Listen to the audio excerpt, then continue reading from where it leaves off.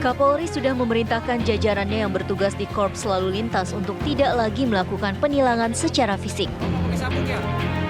Hal ini dilakukan sebagai upaya untuk memutus rantai pungutan liar dan juga kebiasaan setoran yang dilakukan bawahan kepada atasannya. Penggunaan tilang elektronik atau etle yang sudah dipersiapkan Polri sejak lama dan mulai diimplementasikan akan menjadi senjata polisi lalu lintas melakukan penegakan hukum terhadap pelanggar. Selain itu tentu saja menjadi wajah baru Polri yang adaptif terhadap perkembangan zaman dan kemajuan teknologi. Lalu bagaimana kesiapan untuk mengimplementasikan tilang elektronik menggantikan tilang manual saat ini? Akankah masyarakat lebih tertib dan angka pelanggaran berkurang dengan penerapan etle yang jumlahnya masih terbatas, baik personil maupun kelengkapannya? Ya, beragam komentar dari masyarakat terkait dengan tilang manual ditiadakan diganti dengan tilang elektronik. Banyak masyarakat yang senang ya bahwa berarti tidak ada nanti tilang-tilang manual yang ini juga dikatakan syarat dari pungli karena ada oknum-oknum petugas yang tidak bertanggung jawab. Ya, daripada ke persidangan ya bayarlah 50.000, 100.000 atau berapapun pasarannya pemirsa untuk oknum maksudnya.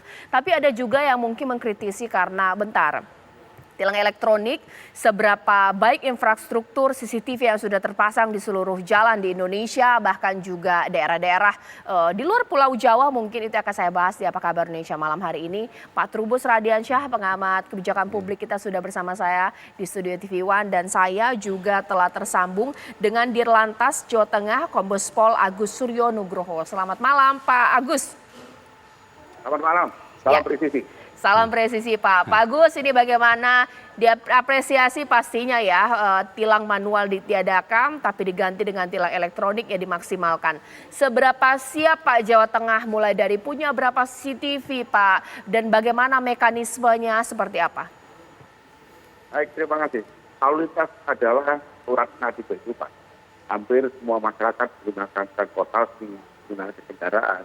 Maka dari itu ketertiban berlalu lintas tentunya harus dikelola dengan baik. Polda Jawa Tengah sudah mulai Januari etle statis, etle mobile, dan bahkan hari ini kami coba etle drone sudah bisa berjalan dengan baik itu mekanisme dan tata caranya sudah bisa berjalan dengan baik.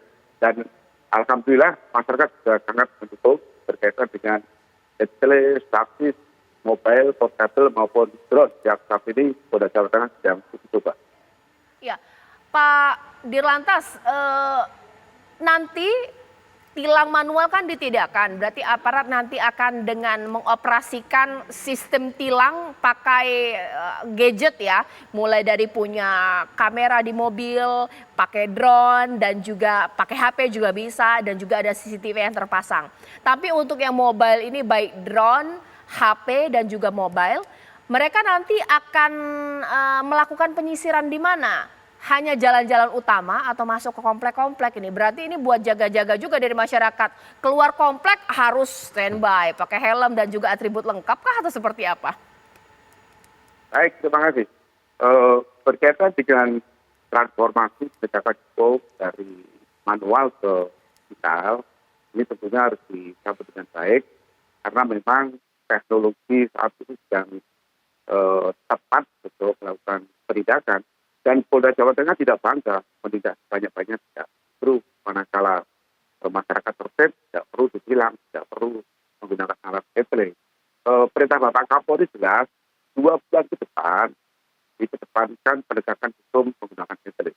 Jawa Tengah sudah mulai Januari 2022 kemarin sudah siap, baik itu tapis, baik itu mobile, dan bahkan saat ini nanti sudah coba drone yang kemarin sudah diarahkan oleh Kantor Lantas Polri berkaitan mekanisme penegakan hukum tentang etle mobile yang berada di Polda Jawa Tengah. Bapak, mohon maaf tidak terjawab sepenuhnya pertanyaan saya. Itu berarti aparat menyisir para pelanggar tidak hanya di jalan utama, di seluruh jalan di Jawa Tengah kah? Jadi mungkin bukan jalan protokol, juga bisa disasar bagi para pelanggar, nanti akan bisa tertangkap kamera begitu? Oke, baik. Jadi begini, Mbak. Berkaitan dengan operasional etle statis itu hanya pada perempatan tertentu di jalan-jalan tertentu perkotaan. Etle mobile headset atau etle mobile presisi itu bisa menjangkau di wilayah. Memang prioritas penegakan hukumnya tentunya di perkotaan atau di jalan provinsi, jalan kabupaten, di pedesaan tentunya juga tidak menjadi prioritas karena di Jawa Tengah di samping Direktorat Lalu Lintas Polda Jawa Tengah seluruh Polres ada 35 Polres itu sudah mempunyai fasilitas etle, terutama etle statis dan etle mobile. Tetapi untuk yang drone itu masih coba di Direktorat. Jadi di Jawa Tengah seluruh wilayah Jawa Tengah sudah tercover dengan etle mobile handheld atau etle mobile presisi yang tentunya cara melakukan penegakan hukum etle itu selektif prioritas. Oke, Pak, berarti dengan adanya tilang mobile ini, misalnya adalah taruhlah warga Bapak di Jawa Tengah mau beli garam ya di warung nggak jauh dekat rumah, mungkin panas jadi harus bawa motor, nggak pakai helm, mungkin itu jalan bukan jalan protokol, pun bisa disasar oleh kamera dari etle mobile Bapak, berarti begitu kah? Begini Bu, kita tidak saja menindak dengan etle, tidak harus banyak tidak etle. Ya. Kami menjamin keselamatan terhadap pengguna jalan. Bukan etle-nya, tapi kita menjamin supaya masyarakat itu tertib. Karena manakala tidak dikelola dengan tertib ini, tentunya nanti akan terjadi kecelakaan. Bila tidak pakai helm, nanti fatalitas korbannya bisa meninggal dunia. Ya. Jadi tidak mencari-cari pelanggaran, Betul. tidak mencari-cari orang yang tidak pakai helm, tetapi etle bisa bekerja secara mekanisme dengan sasaran prioritas-prioritas yang tentunya mungkin di perkotaan, di jalan provinsi, jalan kabupaten, demikian yang menjadi prioritas. Pak Agus, saya menangkap bukan maksudnya aparat mencari-cari kesalahan, tapi dengan jawaban tadi saya bisa menyimpulkan bisa jadi kena masyarakat seperti itu.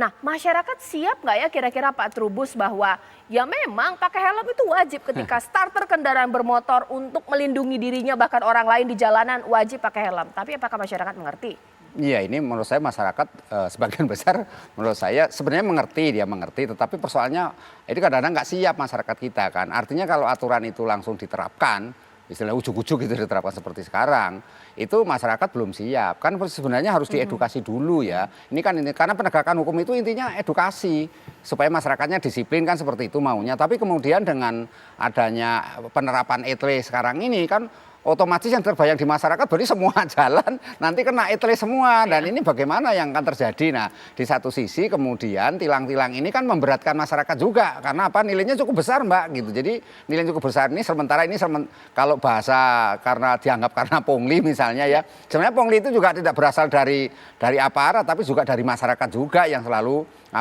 mendukung suasana itu kan gitu. Jadi dalam hal ini kita tidak bisa menyalahkan, tetapi niat ini tentu kita kan aspeknya adalah mencapai yang disebut transparansi dalam layanan publik kan gitu. Transparansi, akuntabilitas itu yang perlu ditegakkan. Yang kedua sebenarnya intinya bagaimana kita membuat suasana masyarakat itu tenang dan nyaman. Jangan sampai kemudian dengan adanya etle ini malah masyarakat jadi resah. Sebentar-bentar mau pergi, mau lupa bawa helm atau lupa ganjil genap. Kemudian tiba-tiba kena sanksi yang begitu berat kan gitu. Itu yang menyebabkan masyarakat kemudian sedikit agak istilahnya tersentuh gitu ya. Sekarang ini resah juga sebagian masyarakat kita melihat aturan ini ujuk-ujuk mau diterapkan, tiba-tiba mau diterapkan seperti itu. Walaupun di Jakarta meskipun sudah lama pun banyak kok penerapan seperti ini lebih banyak ke edukasi sebenarnya kan.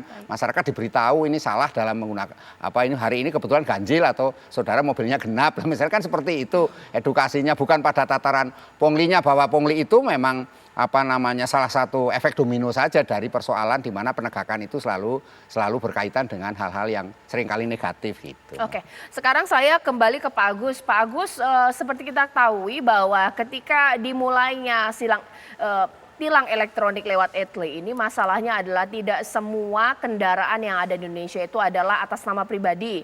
Mungkin dia baru jual motornya, dialihkan ke orang lain, belum balik nama. Sementara itu ketika sudah ditilang masuknya ke alamat yang STNK dan juga BPKB itu tercantum. Ini bagaimana Pak?